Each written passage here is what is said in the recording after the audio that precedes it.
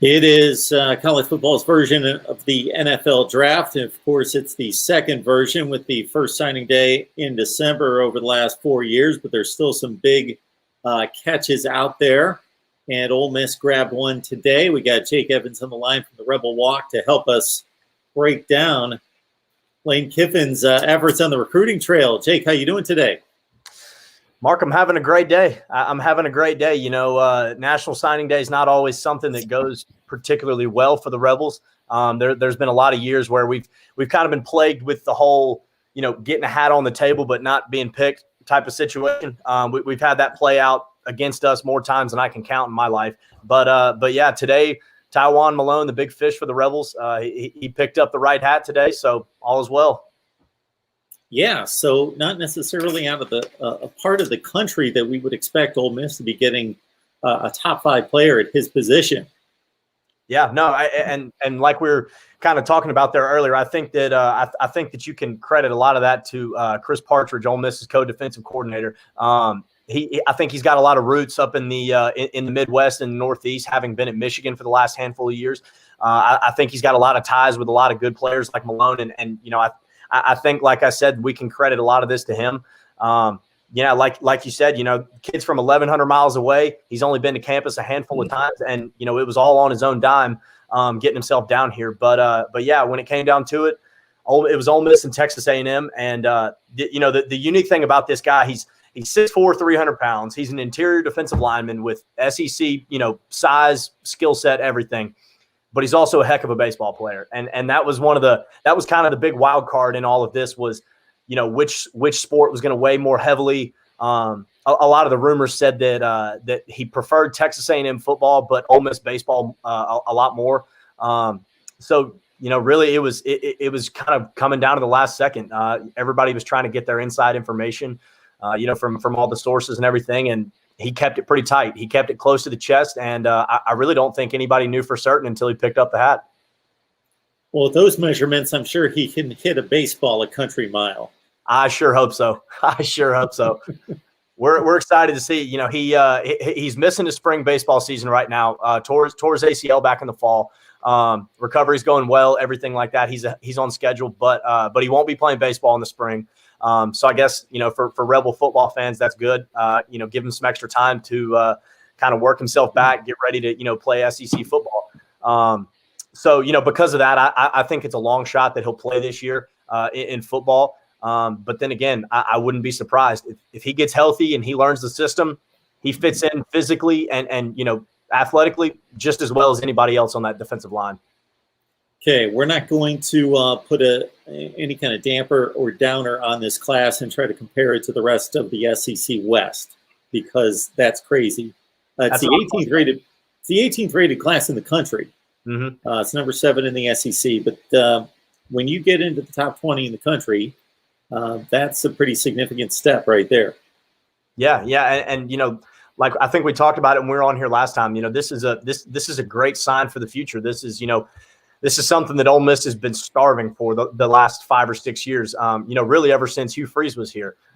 He pulled big classes back in the day with Laquan Treadwell, Robert Kinvici, guys like that. And he kind of brought Ole Miss back into the national spotlight and sort of made us a household name again. Obviously things went south there pretty quick. We fell out of like I said, of that spotlight very, very quickly. Kind of dropped off, like I said, things weren't going very well, but yeah, this is a great sign for the future. This is, Kiffin's real first cycle. And he's already managed to put together one of the best classes that we've seen in a while. So most of these guys he took, actually everybody in this class, but TYWONE MALONE, all signed back in December. Handful of them are already on campus, including Luke Altmaier, quarterback out of Starkville. He was the top player in this class, until about an hour and a half ago. But so, yeah, there's a lot of promise in this class. There's a lot of optimism just because what he was able to do, what Kiffin was able to do in year one with the team that he didn't even assemble, that was a big light at the end of the tunnel for us because, we said, hey, even though we didn't put together a phenomenal record this year, even though we didn't, beat the Alabamas and the LSUs and everybody like that, we're still just very optimistic with where we're headed, because at this point, you expect year 2 and 3 down the road is when a guy like Kiffin really gets the engine, really gets the wheels turning, when he's got his guys and his system. And so, like I said, the fact that he was able to do all of this in year 1, really good sign for the future. We're really happy. All right, folks, we're talking Ole Miss football. We got Jake Evans on the line from the Rebel Walk, and we will invite you to leave any comments or questions that you've got there in the live chat, and we'll pass them on to Jake, or I will address if I've got some kind of opinion myself. All right, I'm looking at the schedule here. You got an opening Monday night affair with Louisville in Atlanta. That's an interesting date right there. Austin Peay, Tulane, and Liberty. Liberty obviously took down some big programs this past year, and you get to see your old buddy Hugh Freeze there. Yeah, looking at this schedule, I'm very excited about it. Honestly, I mean, I think most Ole Miss, I think most Ole Miss fans every single year when the schedule comes out, they look at it and they go, man, we're going 9-3 this year. It's happening. We might even win 10 if we're lucky, and then we usually win about 6 or 7. So there's a lot of I guess false optimism that happens just with these schedules. But yeah, no, looking at this with the direction the program's heading, with how successful it was last year, I think we're looking at a really good 2021 here for the Rebs. That kickoff, that Chick-fil-A kickoff game in Atlanta with Louisville, that's going to be a great game. That's actually I'm just putting 2 and 2 together and realizing that's on my birthday. So that's either going to be a really, really fun day or a really, really sad day for me. But yeah, then you come out, you play week 1 against Louisville, and then you get 2, more cupcake games. You get Austin Peay and Tulane. Those will be, hopefully we're looking at 3-0 at that point. And then, the Rebels just get absolutely tossed into the blender after that. We get the bye in week 4, and then it's just straight SEC play all the way out, with the Liberty game, being the exception jam there between Auburn and Texas A&M. But, it's going to be a tough schedule for Ole Miss. I mean, if Ole Miss can put together a solid winning season with this schedule, we'd be even, happier than normal years, just because, in the SEC, you need a break at some point. You need a break somewhere in there around week 7 or 8, something like that, just for health, regroup, and everything. And sadly, Ole Miss doesn't get that this year. Like I said, they get put right there in the gauntlet, and it's going to be, a long stretch there after week 4. That hopefully they're playing good football. I think the way Lane Kiffin plays, and I think the way his offense works, I think it can carry over, energy and momentum from one week to the other. I think that's something that this offense can, is capable of. And so if we're playing good football after a couple weeks, I like it. I like it because I think we'll be able to keep it rolling. But, obviously things might not go that way just because of, this grueling SEC schedule. But yeah, there's a lot of good things to see in the schedule here. I mean, like I said, if Ole Miss puts together a solid season, it will be completely justified, no way around it. And then it's poetic that Hugh Freeze gets to come back and try his first SEC school, and it be Ole Miss. I mean, it's just absolutely poetic. Yeah, there's going to be a ton of attention around that game. It's going to be a whole lot of fun to see the scene there when Liberty comes to town. And as you mentioned, you want that either break through a bye week or a Citadel, Tennessee, Chattanooga kind of opponent. And you would normally get that with Liberty, but they play some pretty serious football under Hugh Freeze. They were for real this past year. I don't know exactly what they've got coming back, but with him running the show, I'm expecting they're going to be pretty formidable. So you don't get that bye week in quotes that you normally would right there. Right. Yeah. And that's it's nice because nobody's going to give Ole Miss credit for beating a cupcake in what is that week? I guess 8 or 9. Nobody's going to give Ole Miss credit for beating a cupcake at that point. And so honestly, I kind of like that it's a Liberty because it gives Ole Miss a chance to say, look, this is a legitimate team. This is a team that was ranked all of last year. They've had success.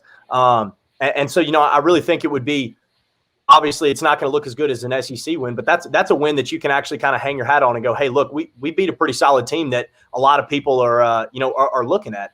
Obviously, like I said, it doesn't match up with an SEC win, but it would still be a great one. It'll be weird having Hugh Freeze back in Oxford. I think if Liberty's playing well at that point, undefeated, one loss, something like that, we might be looking at, I don't know, we might be looking at a nationally televised game. I mean, if you don't think that national TV wants to see Lane Kiffin and Hugh Freeze square off in Oxford, then you're crazy. But yeah, I'm excited. That's going to be a really fun game. There's going to be a lot of buzz around that. I really, really hope Liberty's playing good football at the time because, that's, like I said before, I mean, it's just absolutely poetic that he gets his first shot to come back here. There's been a lot of rumors about him, and Tennessee and Auburn and different head coaching jobs that are open. Also a lot of rumors that he's being blocked by Greg Sankey for those. And so, if he got to come back into the SEC and say, hey, I'm here, I can coach, watch me beat this team on TV in front of you, it'd be too poetic. It sounds like a typical Ole Miss thing that could happen. Yeah, Hugh Freeze only lost one game this past season, one game by 1 point. Yep. Last second field goal. So there it is. Yeah. Then they beat the other darling of the college football season, Coastal Carolina, in a crazy bowl game. That was wild. That was. Jake, some guy by the name of Palmer Toms, he must be a Georgia guy, is putting JT Daniels up against Matt Corral as the best returning quarterbacks in the conference. Well, Palmer, I understand why you say that, being a Georgia boy and all. I'm kidding. I think that, I think JT Daniels is, talent-wise, I think he's right up there with Matt Corral. Obviously, the numbers from this past season favor Matt Corral. He's really only behind Sam Howell in returning quarterbacks for the 2021 season. As far as his numbers, he's up there with the best of them. If you take out the Arkansas and the LSU game, which accounts for 11 of his 13 interceptions, I believe, he's probably in the Heisman in the Heisman talk. And so, I'm going to be biased and I'm going to say that I think it is Matt Corral because I've been saying that for weeks now. And I'm also, I think that Ole Miss's offense is going to work really, really well around him next year. Like we were talking about earlier, I think that this was almost sort of a test run to see how, this Lane Kiffin offense is going to work in Oxford in the SEC again. It was third in the nation this year. It led the SEC and was third in the nation. And so, I've got to expect that it's only going to get better next year. Obviously, I would say the surrounding cast around JT Daniels is probably a heck of a lot more talented just from top to bottom. But Matt Corral's weapons in his line, it's no joke. Obviously, it's not chock full of 5-stars like it is down in Georgia, but it's a good unit. It's a good unit that put up a lot of points last year, and it's losing Elijah Moore and Kenny Yeboah, the two top targets in this offense. But I really don't expect there to be any drop off. Lane Kiffin always says, "Look, we're going to get our best guys the ball. That's who's going to make the plays for us." And so I don't have any doubt that he's going to find a way to fill those spots fairly easily. And so like I said, I'm biased. Same way you're going to be biased there, but I got to go with Corral. Well, there's one thing I can say going back to this 2021 schedule, even though it is typically SEC brutal, at the same time, Ole Miss does get a break catching Vandy every year. Yeah, that's something I hate about these schedules is they match up teams that don't belong because they think everybody needs to have a rival. Well, not everybody needs to have a rival. And actually, Jake, we're going to fix that this next week on Mark Rogers TV, the voice of college football. We're breaking down the schedule. We're going to completely fix it, rework it. We don't need that. So, then the other non-division game is Tennessee on the road. Mm-hmm. Tennessee's fairly talented, but obviously they're having their issues and a first-year head coach. So you at least catch a bit of a break there. Yeah, absolutely. And ever since Vanderbilt has been the game, that automatic game in the East, every year it's just, could not be more thankful. There was a few rough years there with James Franklin. But other than that, it's pretty much a guaranteed win for the Rebels. There's not a whole lot that's guaranteed in SEC football, but Vanderbilt being average or well below average is pretty much a guarantee every year. Thankfully the Rebs haven't slipped up against Vandy in a couple years. But that's always a great one there because you like to think that that's an automatic win. And then Tennessee right here. This was, that's been the scheduled game for 2021 for years now. And it kind of just so happened that, we're lucky we're catching them at the right time. We're lucky we're not facing a Georgia. We're lucky we're not catching a Florida again. Somebody like that. We're lucky that we're getting two of the worst teams in the East over there. And we're catching them at a good time because, like you said, Tennessee's kind of a dumpster fire right now. And I've got no doubt that they'll figure it out. But I think it's going to take a while. I think it'll take them at least a year. And hopefully they don't figure it out before the Reds come to town.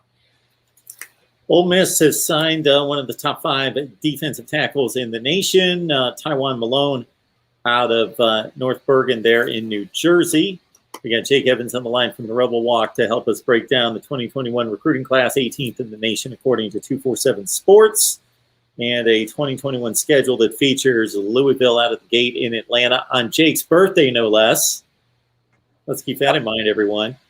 And then, of course, a date against Hugh Freeze and Liberty in amongst a bunch of Alabama, LSU, Texas A&M kind of games. All right, Jake, we appreciate you stopping by. And I want to remind everybody out there that just keep it locked in where we are right here. Just keep it on the front page of my YouTube channel. We've got a Florida State show coming up here at 6 p.m. Eastern time. Then we'll be back here at 8 o'clock to take your calls and talk more SEC recruiting. Jake, anything else for us, man? I got nothing yet. Like I said, it's a good day to be an Ole Miss Rebel. I feel like the last couple times I've been on here, things have been going really well. So I think we just need to just keep talking once a week. It seems like when I come on here, good things are happening. So, I'm happy for it. So yeah, Mark, thank you much. Hey, Jake, I'm here. I'm here for you. Yep, there we go. You have a good one. All right, you too. Appreciate it. Everybody, again, 6 o'clock Eastern time right here at Mark Rogers TV, the voice of college football. So just lock it on in, and we'll have that stream coming your way.